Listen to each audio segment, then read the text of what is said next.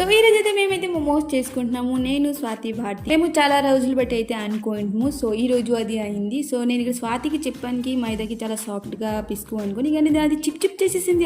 దానికి నేను ఇంకో పని చెప్పేసి నేను అది సాఫ్ట్గా పిసుకాను ఫైనల్లీ.